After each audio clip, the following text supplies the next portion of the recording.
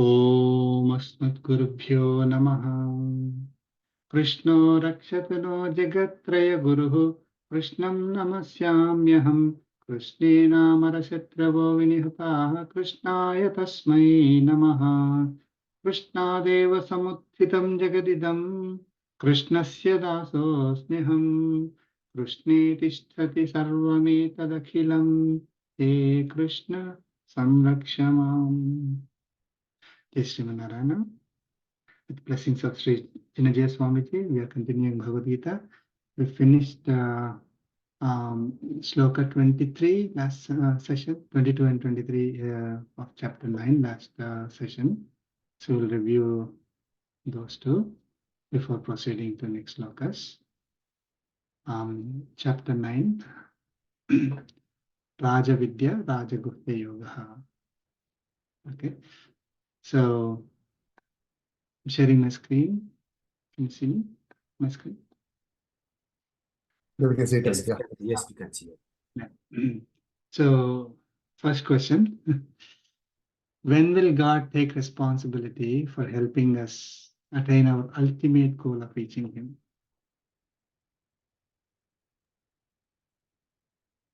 When one constantly focusing on Him without any distractions, praying Him all the time, He will take care of that individual. Okay. Yogam Kshemam, he'll bless with them. Okay. So, have only one goal, that is to attain Paramatma, or a state equivalent to Paramatma, right? So that is the first.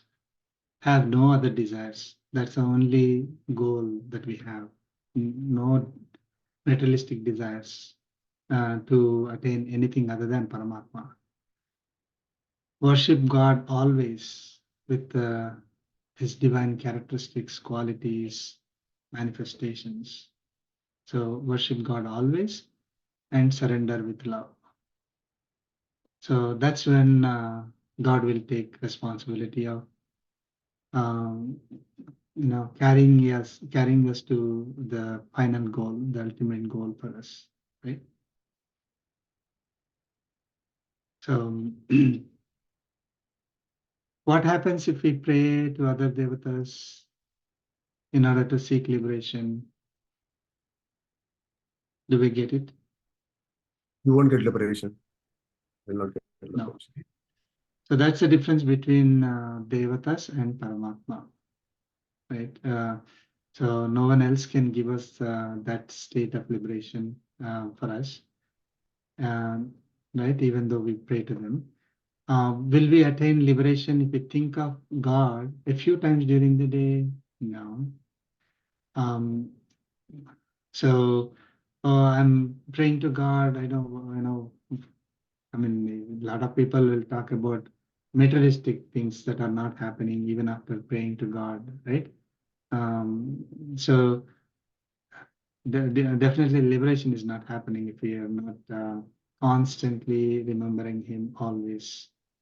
Can we attain liberation by ourselves through our own efforts? No. Answer is no. It's given here. It is only possible when God takes that responsibility. So our own efforts cannot give us liberation. When we worship other devatas, who are we really worshipping? This is the next sloka that Paramatma gave us. So who are we really worshipping if we are worshipping other devatas? Paramatma. Paramatma only, yes.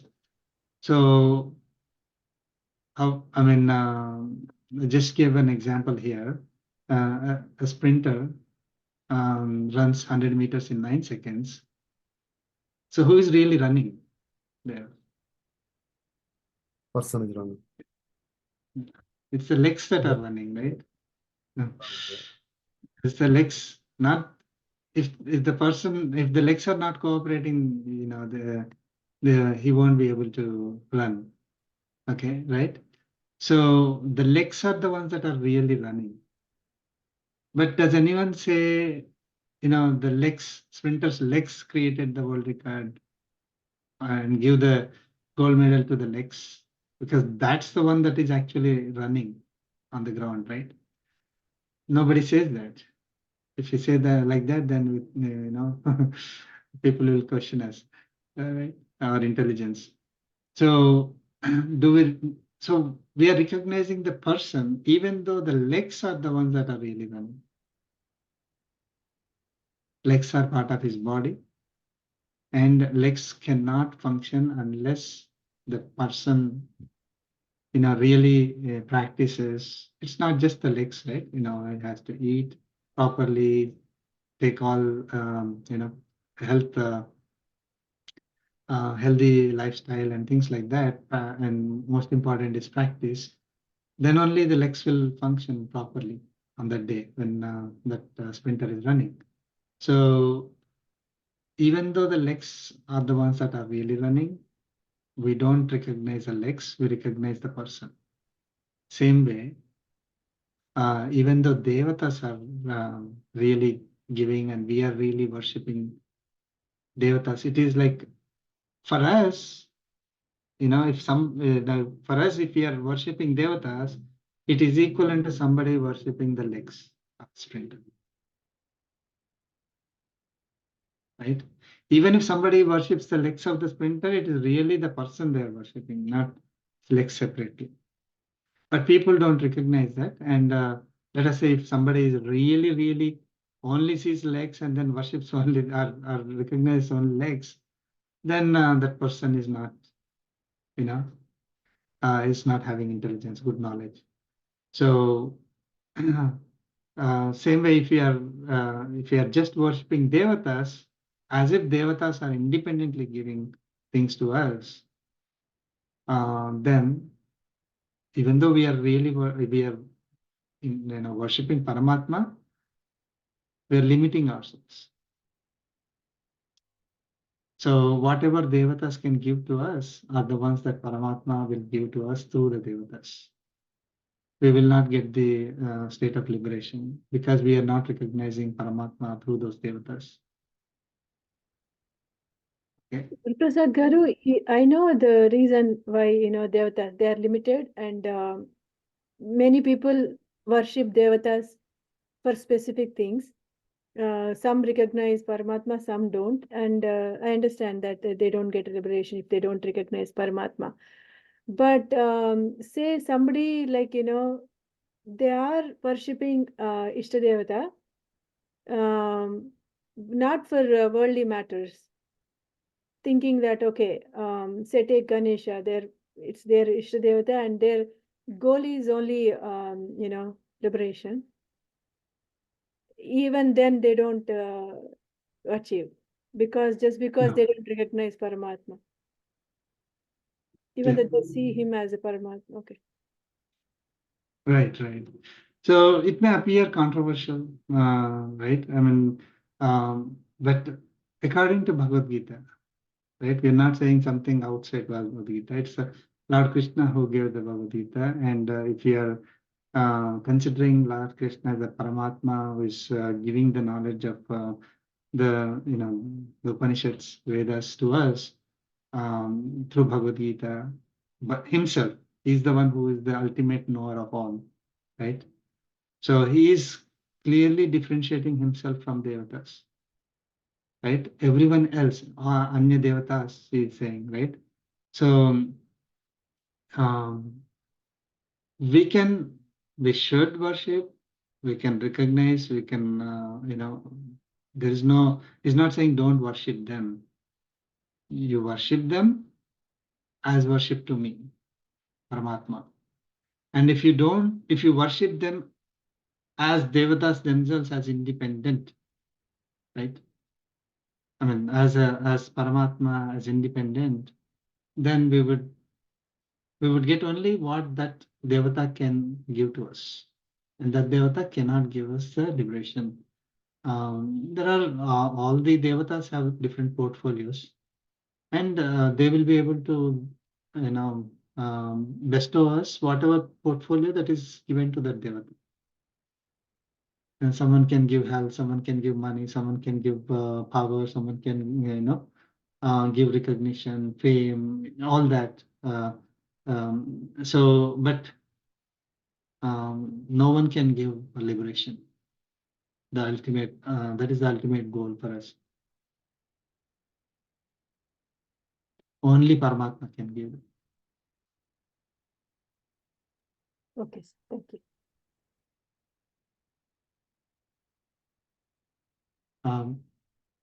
So what is the prescribed way of worshipping devatas according to Vedanta, Lord Krishna, whatever Lord Krishna gave? We just mentioned that we have to worship devatas as worship to God. We have to recognize Paramatma behind the devatas. The devatas are part of his body. Okay, and so it's just like the legs of a sprinter are parts of his body, and the legs do the work, but we recognize the sprinter. Right? It's not that we are discarding the legs. We are going to worship. I mean, we are going to recognize the whole person. Right? How do people typically worship devatas? They're thinking devatas as all powerful and independent. Right? So when we are thinking of a particular devata, we are thinking, oh, that devata can give everything to us, including liberation. And Lord Krishna is clearly saying that's not the case. Right? Who is the soul or self of devatas?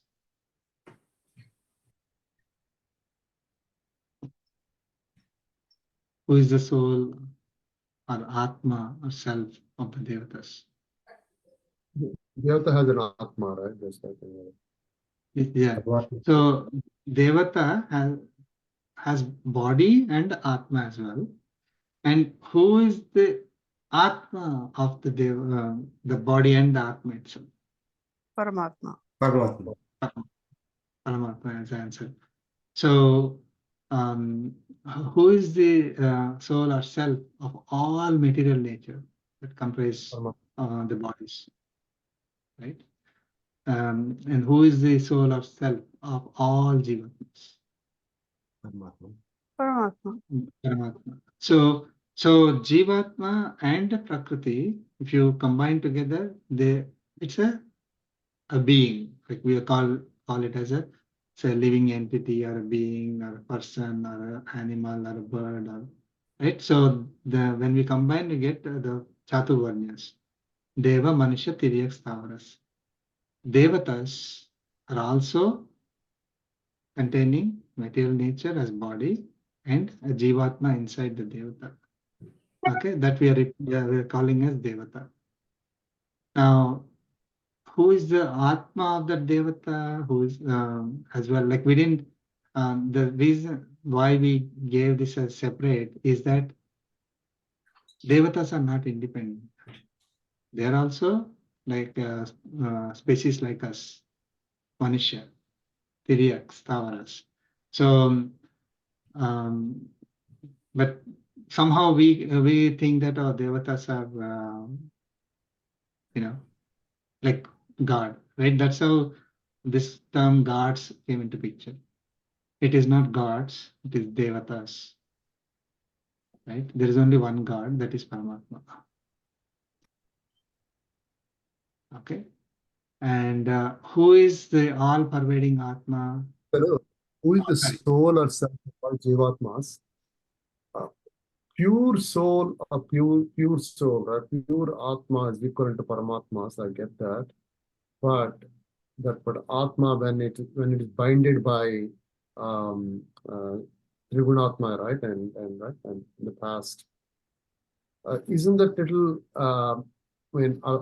because if you're saying self means, is it pure self? Because otherwise regular self means you have self Atma. I mean, right? So Jivatma is a body for Paramatma, part of his body only. Part of his body. Material nature is also part of, like, see, Jivatma has this body, right? Isn't it? So Jivatma has this body right now. Okay. Atma, to Atma, Jivatma is also a body. Got it? Imagine, so this Atma, I am inside this body, right? Right. Paramatma is inside the Atma, the Jivatma, myself, right? Paramatma is in all of us, is Antaryami. No. So Exactly. it's not just that Paramatma is in material nature only. When you say Antaryami, he is in Jivatmas and he is also in Prakriti, each and every element of Prakriti. Okay, each and every atom. So, okay, so that I mean, Atma of a Jivatma is Paramatma. Atma of material nature is also Paramatma. I mean, material nature forms his body, and Jivatmas are also forming his body, right? Like set theory, you see. So the first is Paramatma. Around Paramatma is Jivatma. Around Jivatma is the body. You can consider that, right? So so basically material nature does not exist without having a Jivatma in it.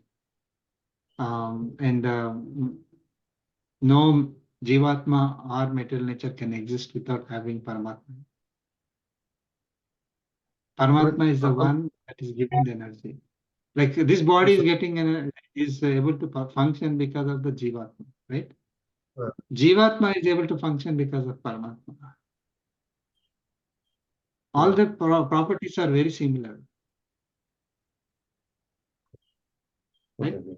So Jivatma is not independent. Like this body is not independent. Like if Atma is not there in the body, if Jivatma is not there in the body, the primary Jivatma that is giving the functions to that body, then the body does not function. If Paramatma is not in the Jivatma, then the Jivatma cannot function. It never happens, but like you can treat if at all it happens, it cannot function. But Jivatma is always existing in the past. It is existing now. It will exist in future without any change. So Paramatma does not leave Jivatma, right? If Paramatma leaves Jivatma, then Jivatma cannot function. So Paramatma is always with the thing. Paramatma is also always with material nature. Okay, so Lord Krishna said in previous chapter that he has two natures, right? One nature is the material nature, other nature is the Jivatma nature. I mean, I don't want to elaborate. I think the only thing is a little confusing is, okay, so Paramatma is there with us, right? Then again, Paramatma is saying we are part of him, right? So it's into a set theory kind of a concept.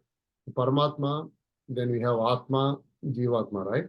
Then on top of that, again, Paramatma, right? So, and Paramatma is inside and outside. I agree. Yeah, that's the right. We're part of Inside his and body as outside. well. Like that. No. See, this body, like I am calling, this is my body, right? Right. So when Paramatma is inside Jivatma, he can call Jivatma as his body. This came in the previous chapters. Yeah, exactly. Right? That's what I'm saying. Yeah.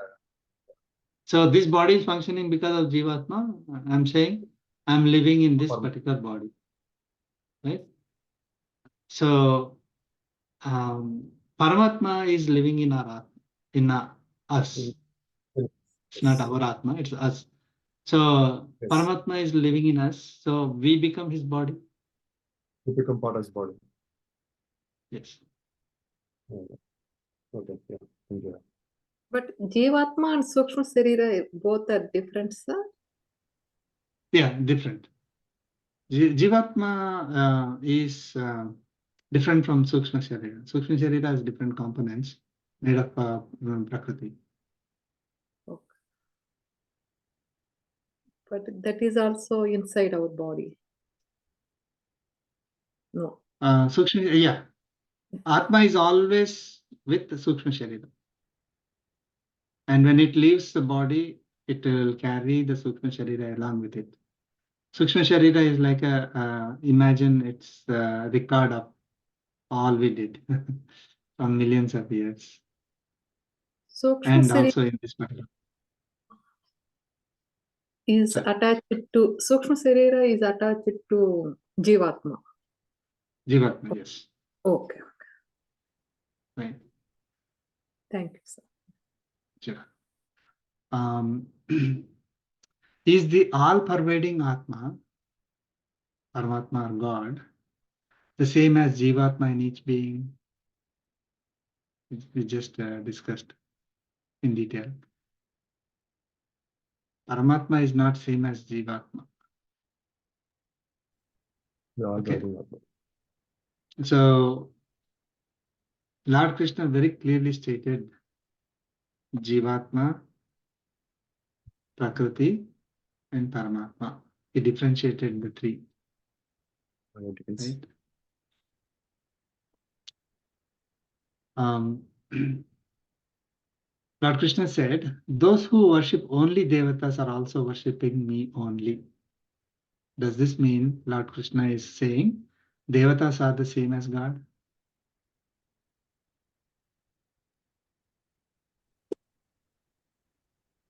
No. No. So what did Lord Krishna say that distinguishes Devatas from God?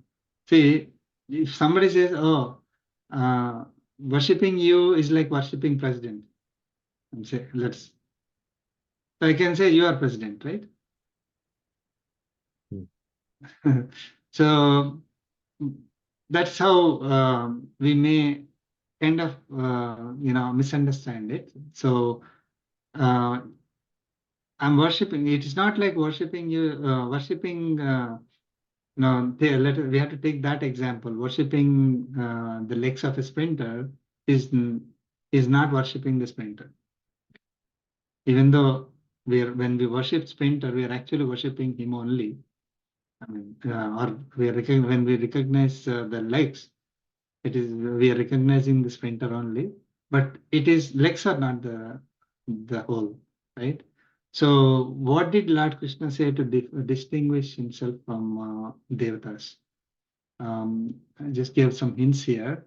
So in this sloka, he said, those who worship Devatas alone without recognizing me are not following the prescribed rule of worship, the right way of worship. Avidhi Purvakam, he said, right? So if worship of Devatas is as worship of me, and if you worship only Devatas exclusively, right? It is, if he doesn't say Avidhi Purvakam, we could somehow think that, oh, okay, worshipping Devatas is worshipping God, so let me worship Devatas as God. So Devatas become God. He very clearly said that is worshipping Devatas alone without recognizing me is Avidhi Purvakam. And then Lord Krishna indicated that those who worship Devatas seeking heaven reach the place of Devatas only, right? He said that.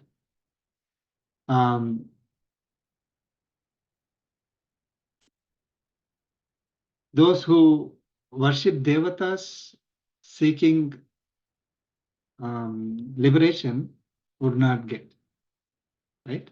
So he differentiated.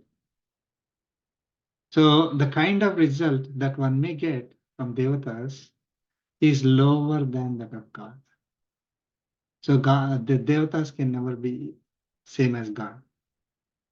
If Devatas can never be same as God, can human beings be same as God?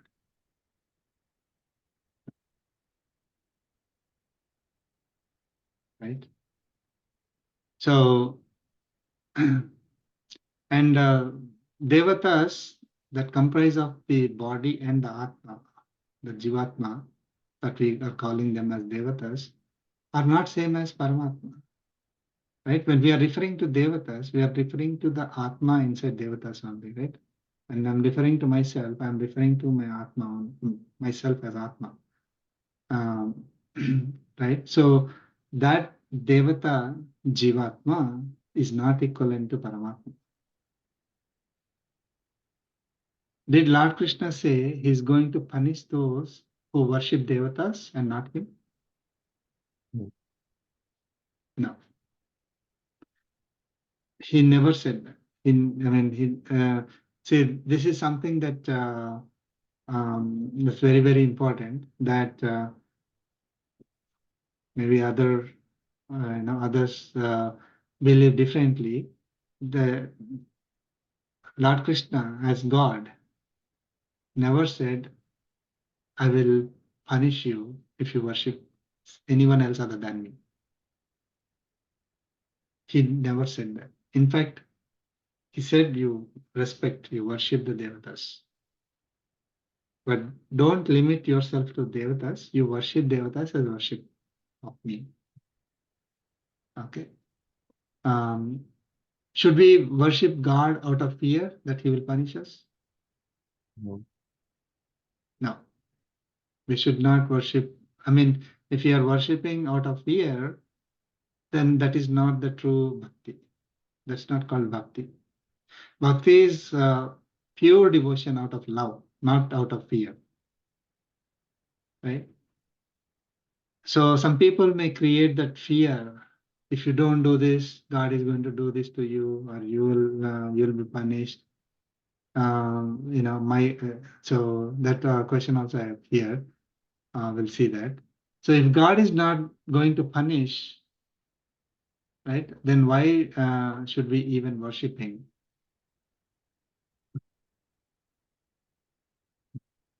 To reach Paramatma, to reach moksha. Yeah.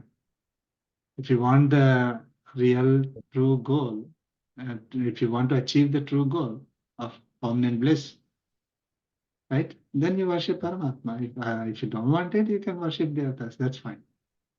It's not, God is not losing something, right? He's not losing at all. It is us who will be losing, right? And we can get whatever the Devata can offer us, we can get it from the Devatas. And but basically we will be acquiring punya or papa, basically the karmic bondage because of that. And we'll have to go through the cycles of births and deaths in this mortal world. So if someone says, pray to my God, I mean, my is not there. Like they will say, pray to God or pray to my God. Otherwise, God will punish you. Is that the right thing to say about God? No, right? No. So God will never punish someone for not praying to him. Okay. So if we don't do the activities that are like praying to Paramatma, praying to, it doesn't punish. However, we are punishing ourselves. So there is a, God created this as his playground, right? Like that's what they say. We're all players in this playground. Have you heard that? Right? Just as a playground, he created a. Why playground? Does God get anything out of us? Does he need to get anything out of us? Then why is it that playground reference given? Because people, Atmas come and go and all those things, they continue using it. So, Okay.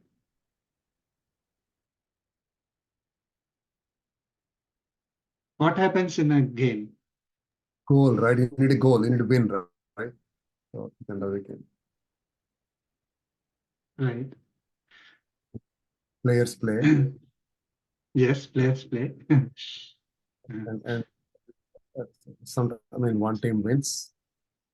Yes, there's a win or loss in the game, right? So you achieve a goal or don't achieve a goal.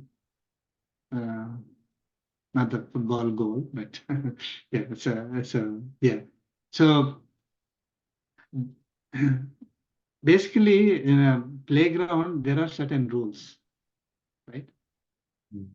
Everybody abides by those rules. If you don't follow, we have the choice of following the rule or not, isn't it? Every player playing has a choice. They want to follow the rule or not. If they don't follow the rule, what happens? They're penalized or a loss. They'll be penalized. Yes, there'll be penalty. They will lose. They'll have to, go through suffering. If they follow the rules and play according to whatever is the prescribed, with some, whatever skills are needed and things like that. If you're doing the right things in the right way, Mostly they'll win. there will not be any penalty, right? There's no guarantee that we will win, but there's no penalty. So we have independence like players in a game. We have the independence to the extent that we can determine whether we want to follow the rules or not. Okay, if I don't know the rules and just get into the game, then also I'll suffer, right? People will be pushing. If I'm standing in the middle and I'm not knowing anything, then I'll be in trouble. Or if I know the rules but I don't want to follow the rules, then I'll get penalties. I know the rules and follow it properly, then I'll be going towards my end goal, right? I'll go towards a success. So this is we are all like players in a game where the rules are all set. It's up to us to follow the rules. And whoever has created the game is not getting anything out of the players, right? It's the players who get the trophy or get punishment, penalties. So yeah, there is no punishment by Paramatma, but if someone doesn't follow the righteous principles given in this Bhagavad Gita as Paramatma gave to us, it is we who would be getting the penalties. And there is no exception for it. It's not like God has any bias towards anyone. So yeah, it's like anyone who is playing the game, the umpires will be impartial. They will basically give the penalty or give the goal depending on what we do. Okay. Took a long Can we say time. that for as review. a Swayankruta Aparadam, sir? Yeah. Yes. So it's not Paramatma who will punish us. It is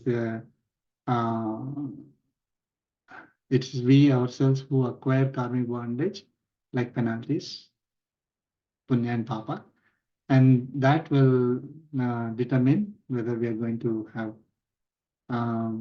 temporary happiness or permanent happiness or punishment even. Okay. Okay. Move on to sloka 24 now.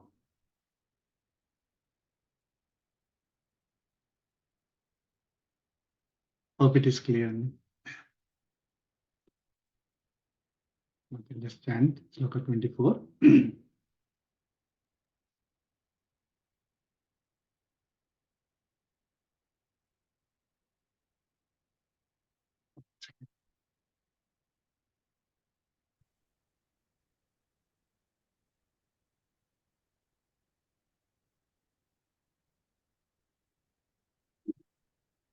Please chant.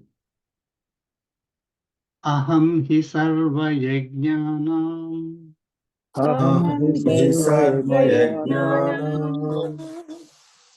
भोक्ता च प्रभुरेव च भोक्ता च प्रभुरेव प्रभुरेव च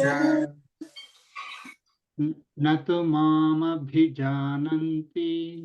न तु न तु मामभिजानन्ति तत्त्वेनातश्च्यवन्ति ते तत्त्वेनातश्च्यवन्ति ते अहं हि अहं हि सर्वयज्ञानां भोक्ता च प्रभुरेव च न तु मामभिजानन्ति जानन्ति तत्त्वेनातश्च्यवन्ति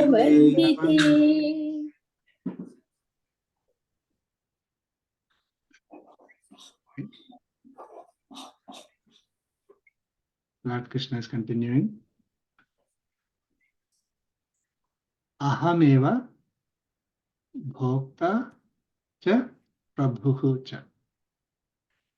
Ahameva, I am alone. Bhokta is enjoyer. Who is the one that is receiving? One who is worshipped by these yajnas. Okay. Prabhu is master or ruler or lord. He, indeed. So I am the enjoyer, I am the master, indeed. Sarva yajnanam, of all the yajnas. Okay, of all the sacrifices in English. Okay. When we are conducting any yajna is any activity that is done as service to God. He is the one who is the enjoyer. And he is the master. Right? So when we are conducting yajna for Devatas, right? With a Devata in mind, in fact, he is the one who is the enjoyer of that yajna through the Devata. And he is the master. So he is the one who is bestowing anything that Devata can give to us. Right? Two, but te mam na abhijananti. Na tu mam abhijananti. There, right? Te mam na abhijananti. They do not know me. Tatvena, in reality. Ataha chavanti. Chavanti te was the. So they do not know me in reality. Ataha chavanti. Therefore, they fall or slip down. So, so what Lord Krishna is saying is, if I am conducting this yajnas, okay, as offerings to Devatas, not knowing me as the one who is the real enjoyer or the master, then they fall down. Okay, they fall down. Basically, they whatever pleasures that they can, whatever things that they can experience through the Devatas, they will experience, and they have to come back again and take birth. Okay, so they will not have the unlimited, never-ending bliss. Okay, so they will fall down. So those who do not know me in reality, what is that reality? Is I am the true enjoyer of all the sacrifices. I am the master of all Devatas. If people don't know me that way, they will fall down after enjoying the whatever pleasures that can be given to them by the Devatas. Okay. So I am the one who is giving so Lord Krishna is saying, I am the one who is giving the fruits to all through the Devatas. So even if I don't recognize, I am the true receiver of whatever you are giving, and I am the one who is giving those whatever you're asking for.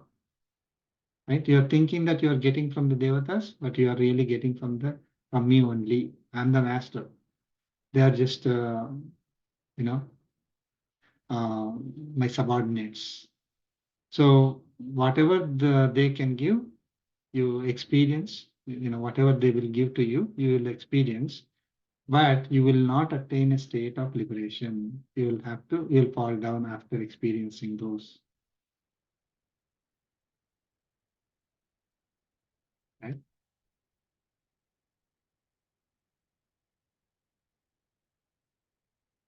So these are all related slokas. So we'll go to the next sloka, sloka 25. Yanti devavrata devan Yanti devavrata deva pitrun yanti pitruvrataha pitrun yanti pitruvrataha bhutani yanti bhutejya bhutani yanti bhutejya yanti madhyajinopi mam. yanti madhyajinopi mam. Let's chant together. Yanti Devavrata devan Pitrun yanti pitruvrataha Bhutani bhutani yanti bhutejya Yanti madhyajinopi madhyajinopi mam. You didn't share the sloka, Andy. Yeah, so. Oh, Yeah, that's okay. Yeah, we can book some other books. So. right. Okay. Okay.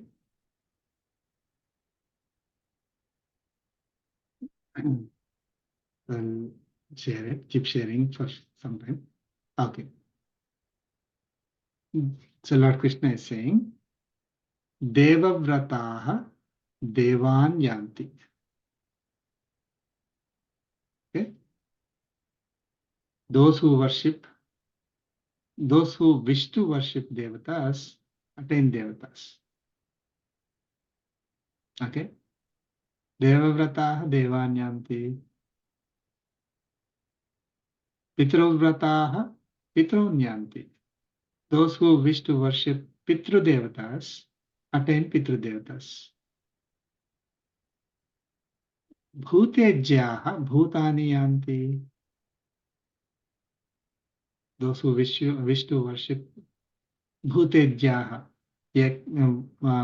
So that is Yakshas, Rakshasas, Pisachas, those Bhutaganas, basically. If you wish to worship those, then you attain Bhutaganas. Okay? But Mat Yajinaha Api Mam Yanti. Mat Yajinaha Mam Yanti. Those who worship me attain me alone. Very simple. If we worship Devatas, we attain a state equivalent to Devatas. We attain Devata, right? So we go to the Deval, whatever in the previous slokas also Lord Krishna gave us. So we go to Surendra Lokam, the world of the Devatas. But you have to, after experiencing the pleasures of those Devatas, you have to come back again, is what Lord Krishna said. Again, is repeating here. So if you are worshipping Devatas, okay, then we attain Devatas. If we worship The Pitru Devatas, again, there is a Pitru Loka is there. Okay. One is Devaloka, the one is Pitru Loka. So, and without going into all the details, right? So, then we attain Pitru Devatas only. Then, if you are worshipping yakshas, rakshasas like that, then we attain that state of yaksha, rakshasa. Then, but if you worship me, you know, then you will attain me alone.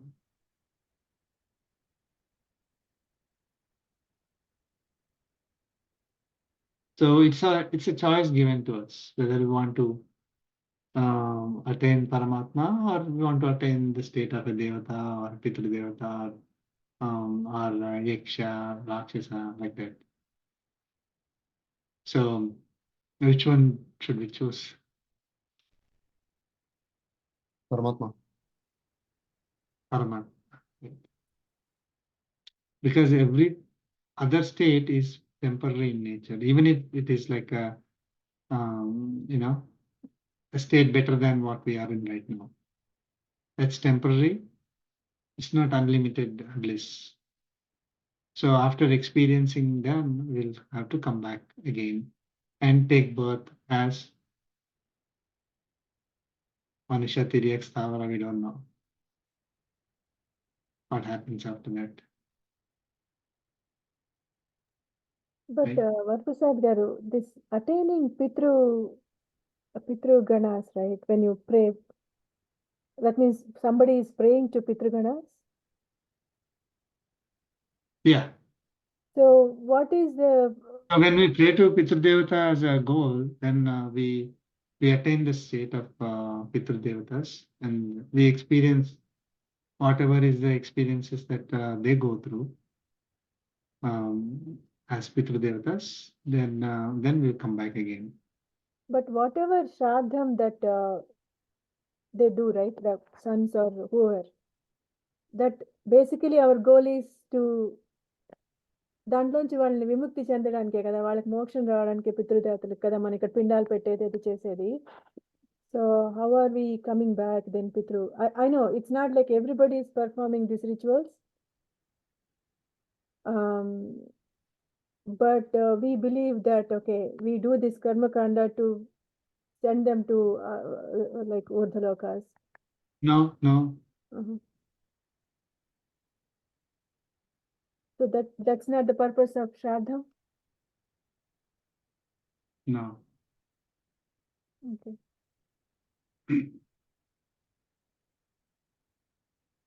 Nowhere in Bhagavad Gita, Lord Krishna said that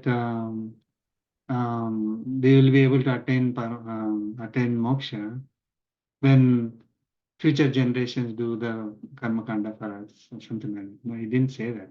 I know. I mean, there is something. I'm not saying that we shouldn't do that, but it's not that if we perform those rituals, they will get moksha.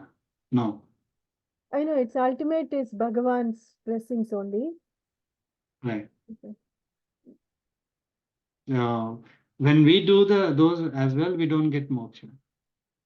No, we don't get, yeah. So we are doing, I mean, those are the rituals that are given to us that we need to perform, right? So if we are performing them as a service to God, then our karmic bondage is getting cleared. Okay. That is one of the activities that we do because that is prescribed for us and we do that as service to God. Our karmic bondage is getting cleared. And there are other, what is the reason those rituals are given to us is documented, but it's not that their karmic bondage is going to be cleared and then they'll get moksha. I've not heard about that.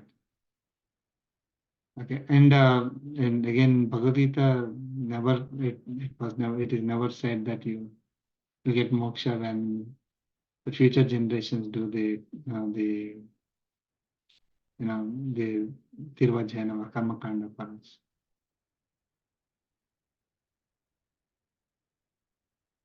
it is a reflection on more on us than them. No, my question was, that's the part I was little bit confused. We praying to Pitrugana, we attain their state. It is okay. So this may be different. Again, I'm not an expert in this one. This is it is not that whoever passed. I mean, we are worshipping the Pitru Devatas through them. Okay, right? So if we are treating that as the only goal, like I'm not thinking of Paramatma. Okay, I'm just thinking of Pitru Devatas only, thinking that that is a better state for me, and worshipping them, then I get that state of Pitru Devatas. Okay. Okay. So if I, it's not that those who have gone before us, they have become Pitru Devatas, right? So that's not that we are worshipping Pitru Devatas through them, but if we are just focused on just that itself, okay, I'm worshipping Pitru Devatas, I'm worshipping Pitru Devatas, I attain the state of Pitru Devatas. Okay. Okay. Fundamentally, anything that we do, we have to do it as worship to Paramatma. Whether we are worshipping Devatas, Pitru Devatas, or whether we are whatever activity we may be doing, we have to do it as worship to God. Then we are, we will not acquire karmic bondage, and we will be attaining Paramatma. We'll be eligible to attain Paramatma.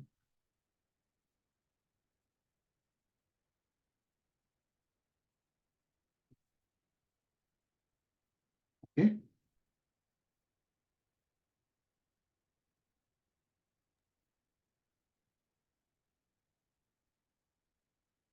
Next sloka, sloka 26. This is very important sloka, 26 and 27. Please chant. Patram pushpam phalam toyam Patram pushpam phalam toyam yo me bhaktya prayachati yo me bhaktya bhaktya prayachati prayachati tadaham bhaktyuprahrutam tadaham bhakti paratam asnami prayatatmanah. ashnami prayatatmanah. Let's chant together. Patram Patram Pushpam phalam toyam toyam yo yo me me bhaktya prayachati prayachati tadaham tadaham bhakti paratam bhaktyuprahrutam ashnami asnami prayatatmanah. prayatatmanah.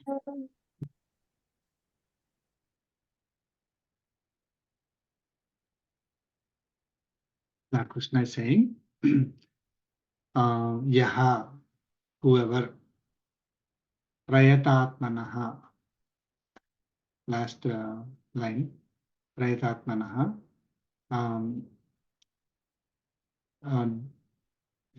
devotee of pure mind, prayata atmanaha.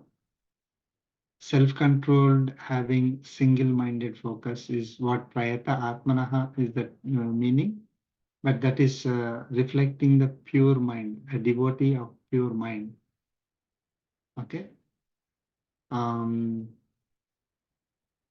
So pure mind is one who has pure love and devotion to Paramatma. Okay. So whoever devotee of pure mind, prayachati, offers. What are the things that the devotee is offering? Patram, pushpam, phalam, toyam. Patram is leaf, pushpam is flower, phalam is a fruit, and toyam, a little bit of water. Okay.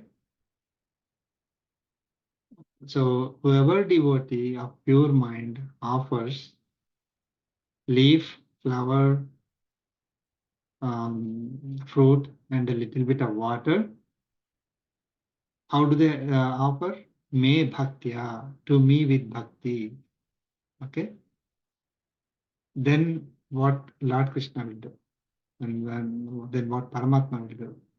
Aham asnami, I am eating.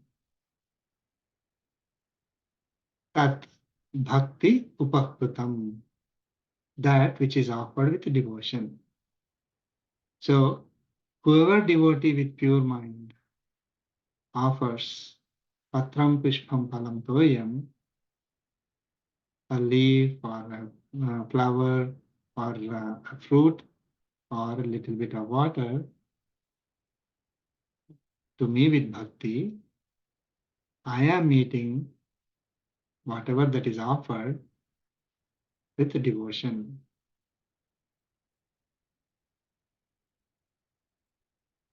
Okay.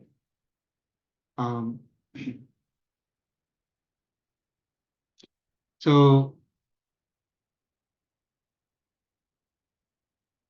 it is so patram pushpam palantoyam is like is all easily available to us, right? Okay. Lord Krishna is clearly stating that if we offer anything with devotion, even the simple and easily accessible things like patram pushpam palantoyam, I am the one who is eating them. He's saying he's the one. I'm accepting them. Okay.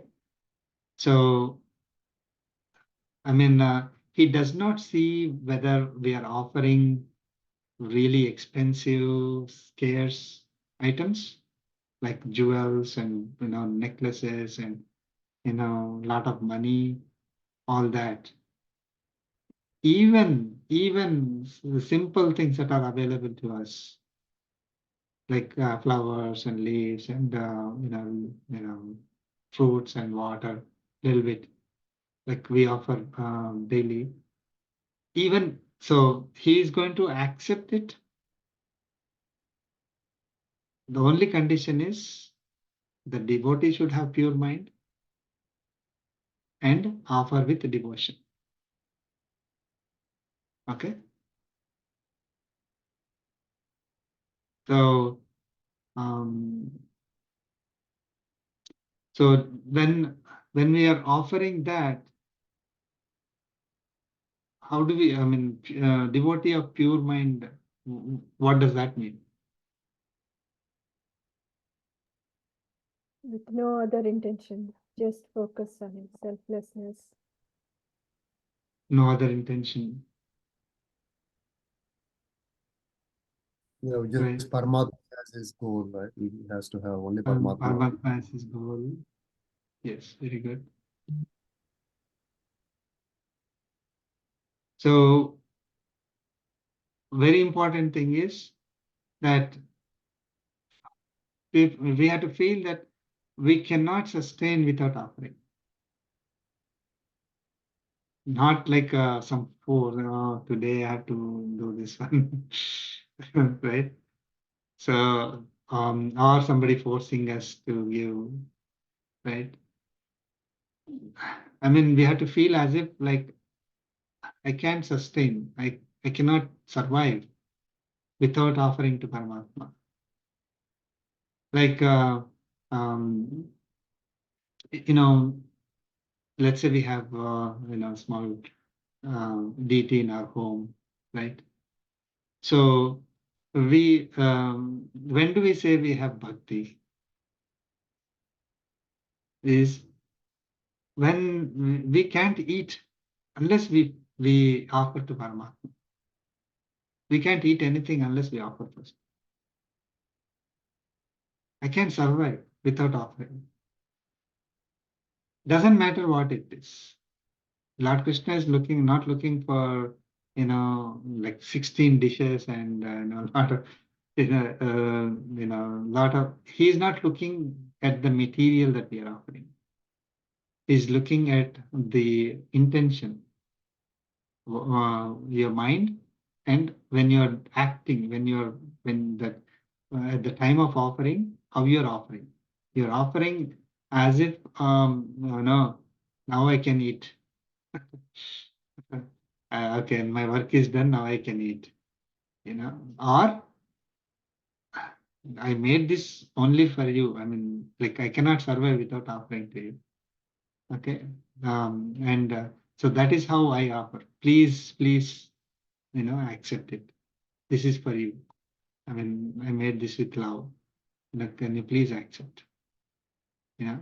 That is, I mean, we cannot, if somebody trying to say, no, you have to do something else or pull us away from it, we should feel as if I cannot survive. Right? So when we go out somewhere and then we, probably didn't offer, the offer to Paramatma in our home, right? We should have that, like as if some small kid is there and we go out and enjoy and the kid is hungry at home, right? How do you feel? Right? We can't eat outside, right? And I forgot I should have, no, I should have offered the food to you. I am enjoying, he's not enjoying. That kind of feeling will be there, right? So basically, we are not able to survive without offering to him. That is how we should feel. That's the pure mind with devotion, out of love, not like out of force or anything else. Okay. Um, and one more thing is that this patram, pushpam, phalam can be eaten. You can the word eat can be associated with patram, pushpam, phalam. But toyam, water, like water, eating water, do we say eating water or drinking water? We say drink water, right? So why did Lord Krishna say that I'm eating that also? Is the question our acharyas, try to explain. Why do you think?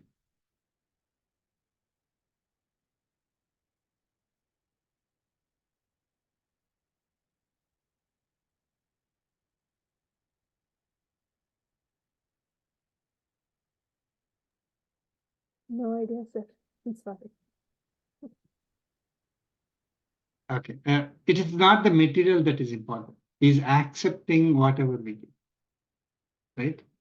So it is not, I mean, whether it is something, material that is, can be eaten or can be you can drink, doesn't matter. He's going to accept any material that is properly made with love, with pure mind, with devotion, and offering it as if I cannot survive without offering to you. So with that intention, if you give, he will accept whatever it is. It's not that he's going to eat, right?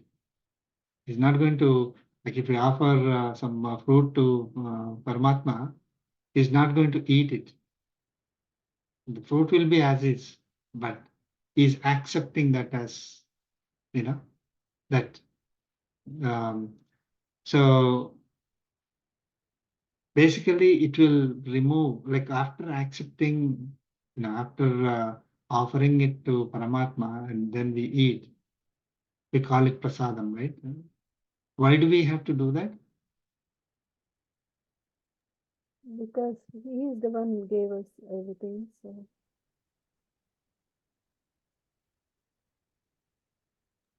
it's his blessing. So it's like that. And then it purifies also, I think. Purifies. Purifies, yes. Yeah, I mean, purifies from what sense? Does it remove bacteria and No. virus and things? Mhm. What type of purification is that? I mean, basically, no negativity and No negativity.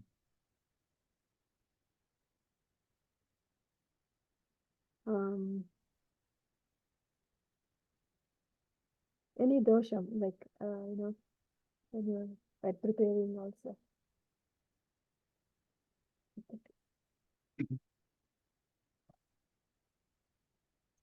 So after offering food, who do we feed? When, let's say we are eating. After offering to Paramatma, we're eating. Who are we feeding? We're feeding ourselves. But Ourselves. we Paramatma. instead we have Paramatma, right? Within No, our no. he said Paramatma is part of our Jatragni, right? He said that I am there. So we are Yeah, indirectly feeding Paramatma. right. So when we are offering to Paramatma outside, that is in Darsha form, or when we are eating, we should never be thinking that I am eating it. If I am saying that I am eating it, I am getting papam. Previous sloka, right?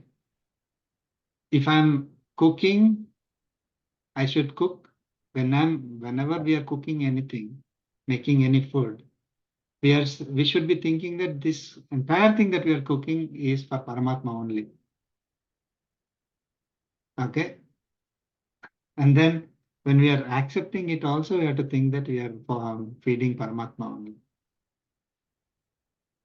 If you are saying that I'm eating it, then I'm getting karmic bondage. That's very simple thing that we think, oh, we have to do, good activity, bad activity. Good activity will give us merits, bad activities will give us sins, right? But we eat food without offering to Paramatma. We don't think that every grain of the food that we are eating is actually feeding Paramatma only. But since we have to think of Paramatma in every activity that we do always, right? So every time we put food inside, we should think of Paramatma only. However, at least do the, before eating, do the Sarvam Sri Krishna Paramastu and then eat, right? The first one or the last. At least that is better than doing nothing. Yeah, completely forgetting and then eating, I'm eating by myself. So we offer to Paramatma in Dacha form. It will remove all the ahankara from it. It will remove all the doshas from it, and then we offer it to ourselves. Now, every time we may not be able to offer to a Nacha form, right? So we should feel that Paramatma is inside, Antaryami inside, and I'm offering to Paramatma inside me. Right? So that is how we need to accept, otherwise we are getting karmic bondage. So whatever we are offering, so here is the thing, whatever we are eating, drinking, everything he is accepting. Okay. So, and then he will remove the karmic bondage from us. If you don't, he will accept it. It's not like it's not we are eating. It's like if I don't think of Paramatma, Paramatma doesn't exist in me. It is still Paramatma only accepting. However, because we are not taking in as offering to Paramatma, we are getting karmic bondage. So if we are offering to Paramatma, then we don't get karmic bondage. If we don't offer to Paramatma, we get karmic bondage. Right? So our karmic bondage is not cleared. We acquire merits and demerits accordingly, and then whatever state we have to attain based on our merits and demerits, that state we will attain, and then we have to come back again. But if we are offering it as offering to Paramatma, then not only that we are not getting karmic bondage because of that activity, he is going to clear our karmic bondage, which is there in the store as well. So here with bhakti, if we offer, then we are, that is clearing our karmic bondage. Okay. So a couple of things. The expensive, rare items. It's not that he's looking for. He's looking for very even simple, easily accessible to things to whatever is accessible for us. Whatever we can offer to him, we can offer to him with bhakti, and then he will accept. Okay. Okay, sloka 27.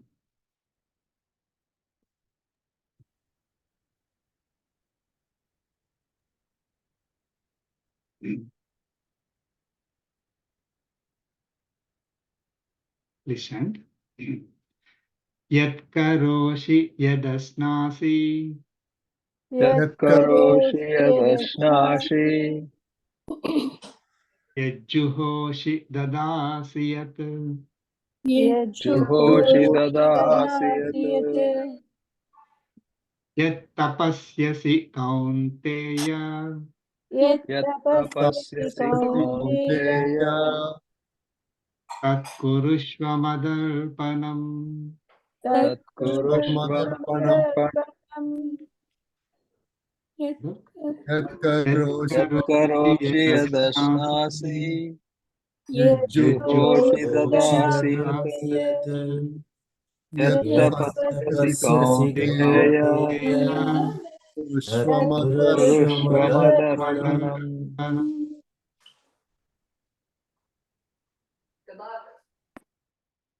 Lord Krishna is saying, Hey Kaunteya, to Arjuna, Yat Karoshi, whatever you do, Yat Asnasi, whatever you eat, Yat Juhoshi, whatever you offer as sacrifice, as yajna,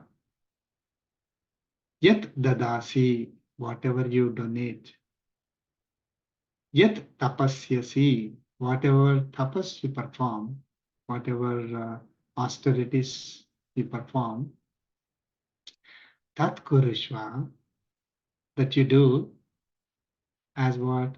Matarpanam, as dedication or offering to me. Mat arpanam, offering to me.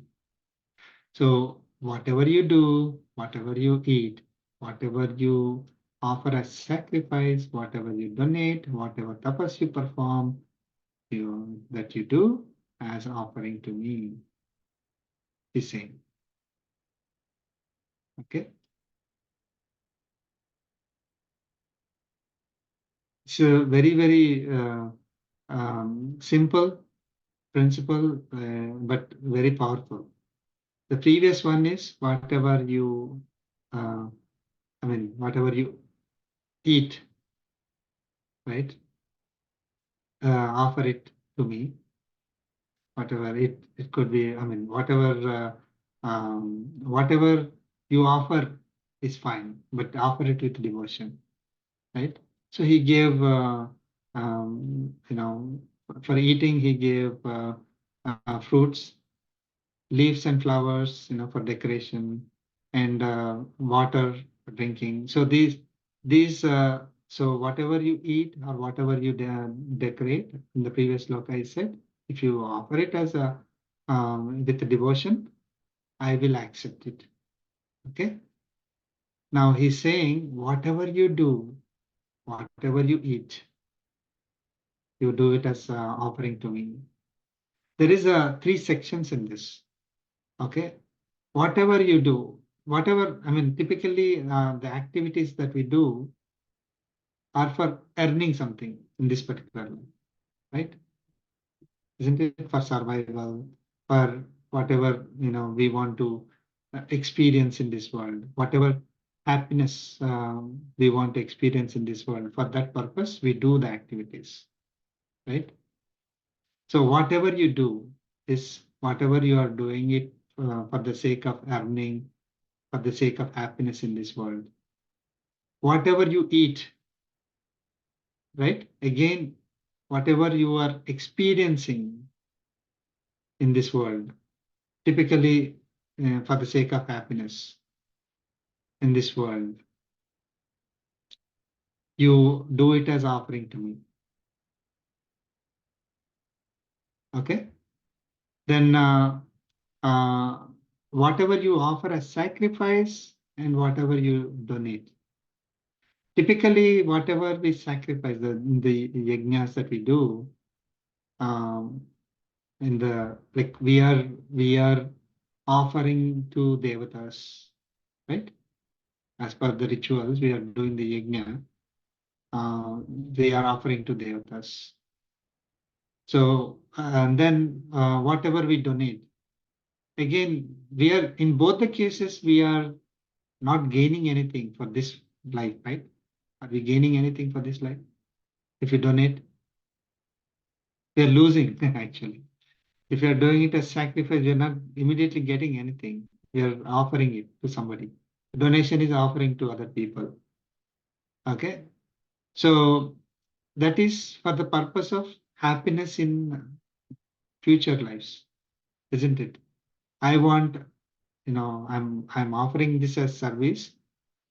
So I'm getting punya. These activities, if I'm seeing them as punya activities, that will give me a better life in future, isn't it? I could go to heaven because I'm doing these activities to Devatas.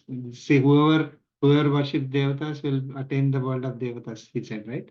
So I'm offering this as service to Devatas, then I will attain the world of Devatas. And I will experience that the heaven for some time. And donation is same. Like when we are donating, it is a meritorious activity. Merit, we get the punya with it. If I'm donating it as I'm getting punya, then that is the one that I am acquiring. If I donate it as service to God, and you know, I don't want punya or papa associated with it, then I won't.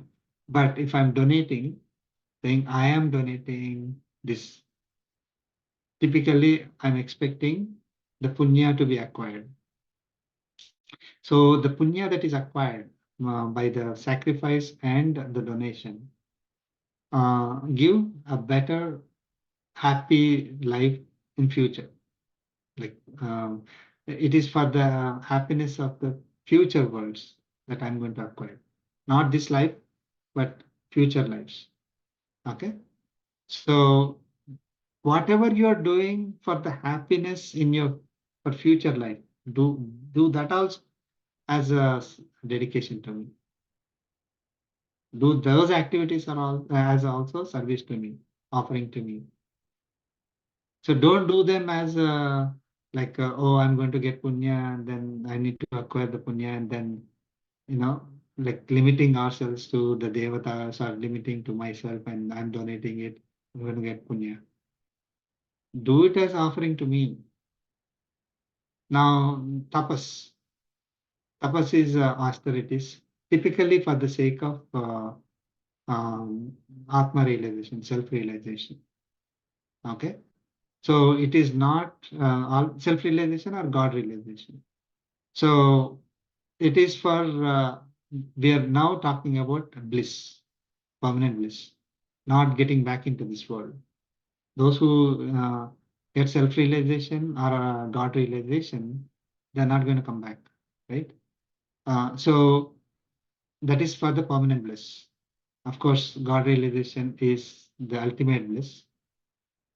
We discussed about the differences between self-realization and God realization and which is better and all that. So whatever activities that we are doing for the sake of Atma realization or God realization, even those activities do it as service to God. Okay. So everything that we do, we have to do it as service to God. In other words, either for your happiness or survival in this world, or for your happiness in the future world, like to get to a state, to get to a world where you will experience happiness in future, in your future lives, or you are doing the activities in order to get self-realization or God realization, do them as service to God only. Okay, do them as offering to me, he said. Okay, so nothing is left in that.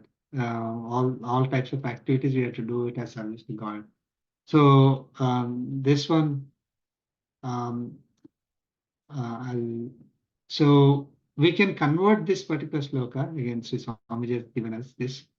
We can convert this sloka to be applicable to us as something that we are going to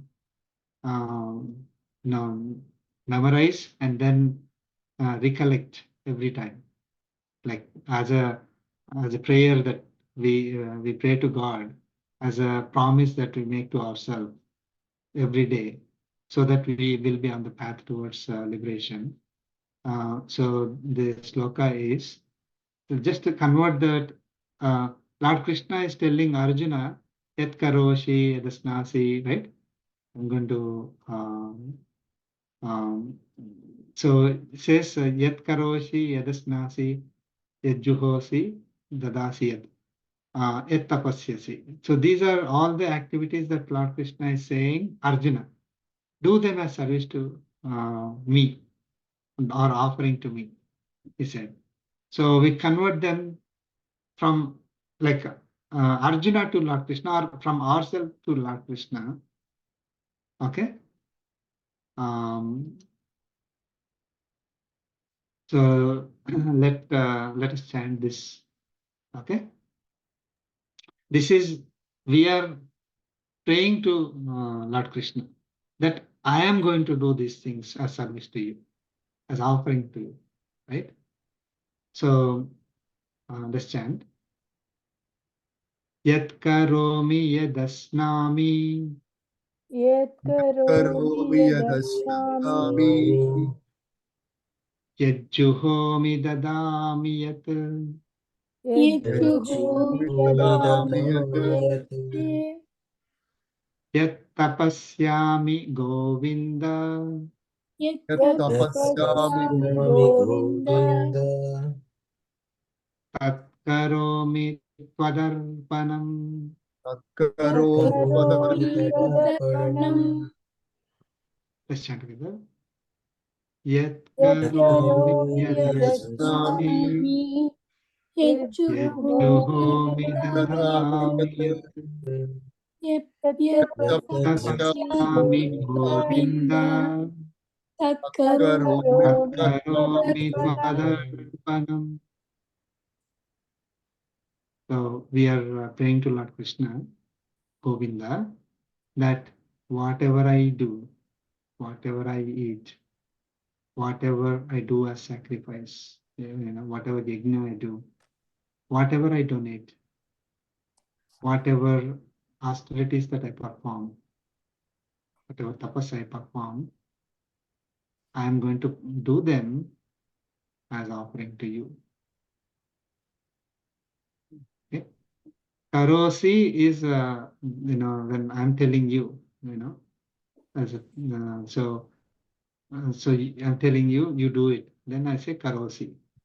But karomi is I am going to do it. So that si becomes me, then it's a first person. So et karomi yadasnami, et juhomi dadami yat tapasyami govinda, tat karomi tvadarpanam. Madarpanam is do these as an offering to me.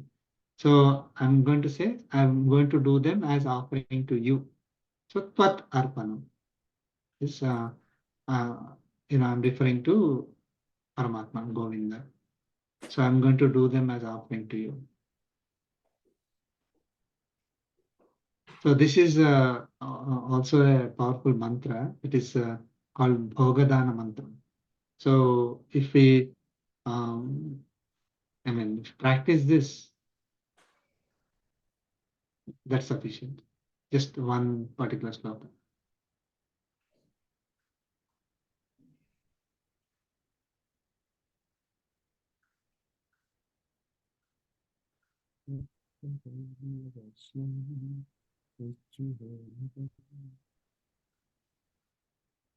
Any questions on this one?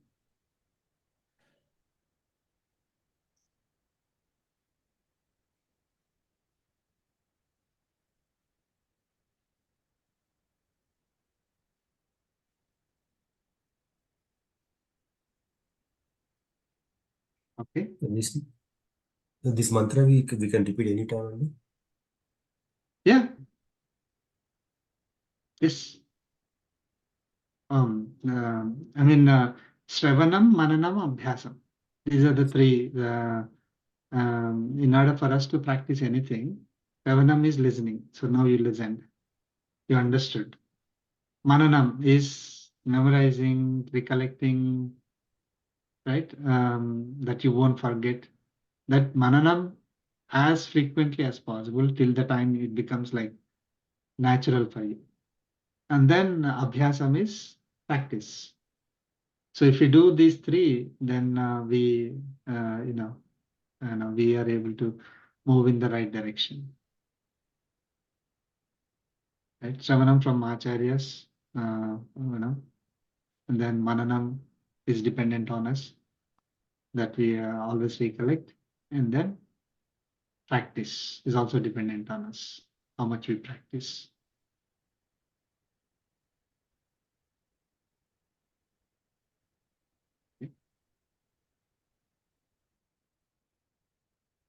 Okay, let's conclude with a concluding prayer.